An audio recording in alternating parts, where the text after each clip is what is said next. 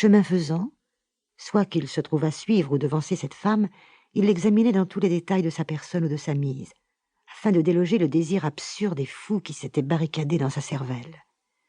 Il trouva bientôt à cette revue un plaisir plus ardent que celui qu'il avait goûté la veille en contemplant sous les ondes d'un bain parfumé les formes irréprochables d'une personne aimée. Parfois, baissant la tête, l'inconnu lui jetait le regard oblique d'une chèvre attachée près de la terre, et se voyant toujours poursuivie, elle hâtait le pas comme si elle eût voulu fuir. Néanmoins, quand un embarras de voiture ou tout autre accident ramenait Andrea près d'elle, le noble la voyait fléchir sous son regard, sans que rien dans ses traits exprimât le dépit. Ces signes certains d'une émotion combattue donnèrent le dernier coup d'éperon au rêve désordonné qui l'emportait, et il galopa jusqu'à la rue Froidmanteau, où, après bien des détours, l'inconnu entra brusquement, croyant avoir dérobé sa trace à l'étranger, surpris de ce manège. Il faisait nuit.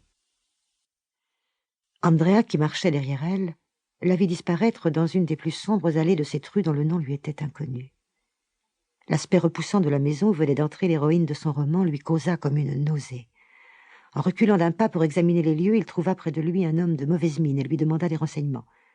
L'homme répondit par un seul mot, « farceur », mais en toisant l'italien sur qui tombait la lueur du réverbère, sa figure prit une expression pateline.